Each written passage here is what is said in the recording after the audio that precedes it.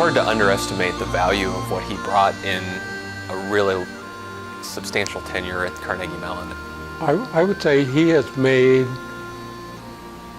a difference in the coming together of the community that would not have existed in his absence.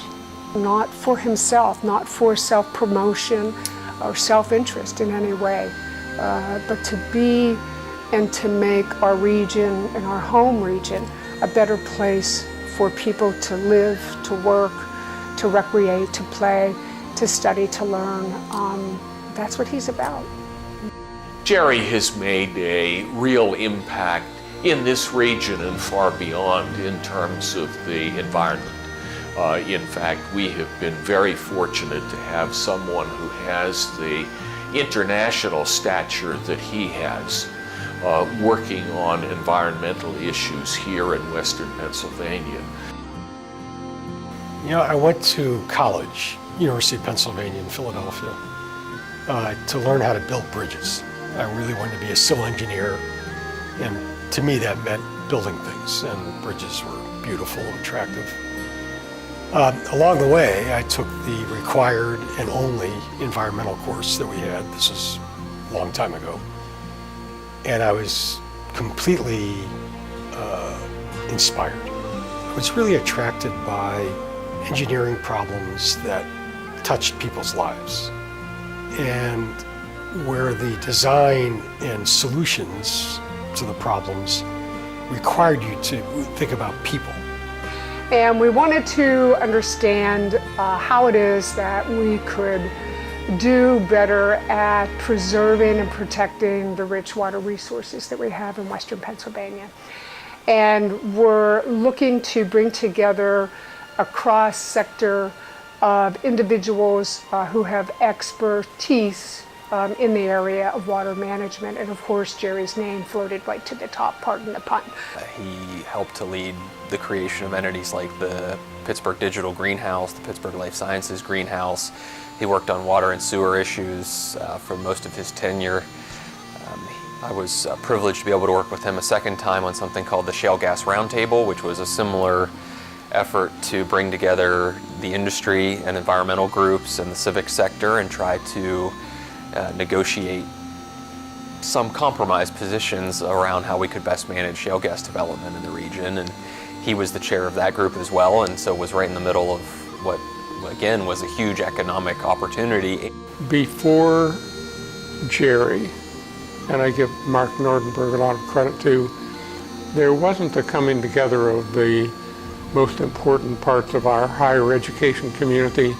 And I think largely because of Jerry's effort with Mark and others, we now have a higher education community that is truly a community.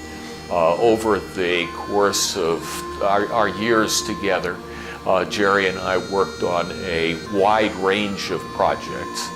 What I can say first is that he is extraordinarily good at everything that he does. But beyond that, he's a wonderful partner who became a great friend.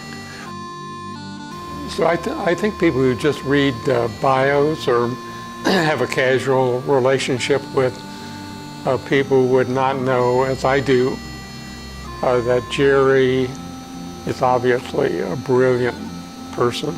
I mean, people come to him because they trust him, and because he cares about what's going on. And not only does he care, he helps you to understand why you should care too.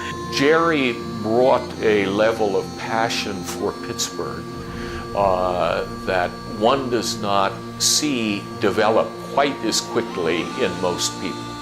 And when you look at the critical environmental issues that we have been dealing with, whether it's everything from acid mine drainage to combined sewer overflows to stormwater management to regional water resource management, where we're prioritizing and providing technical assistance to municipalities to make our waterways and systems more efficient and effective.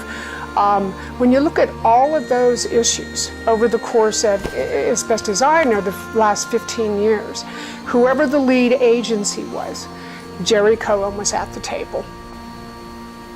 He didn't need to do the leadership job at the Center for Responsible Shale Development, but he stepped up to that.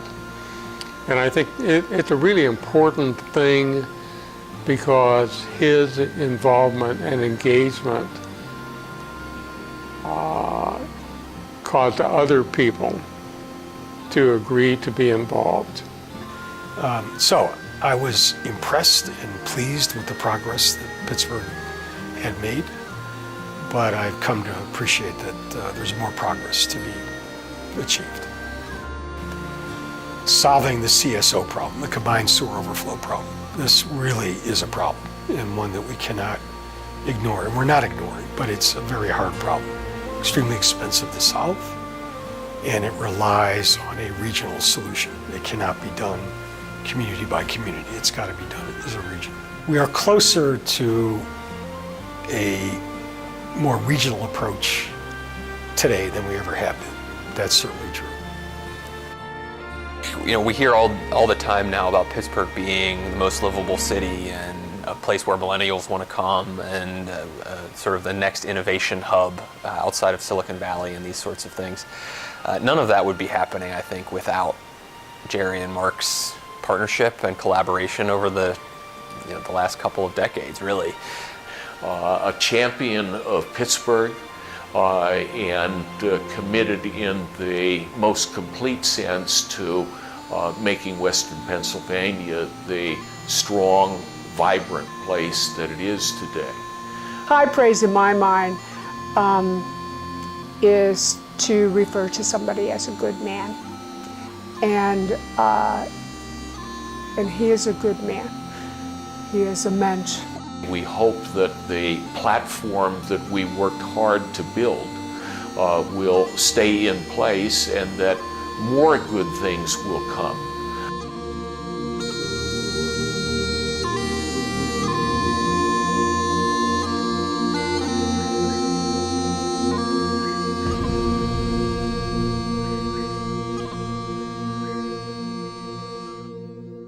Ladies and gentlemen, to present the Lifetime Achievement Award, please welcome the Vice Chairman of the Pennsylvania Public Utility Commission, Mr. Andrew Place.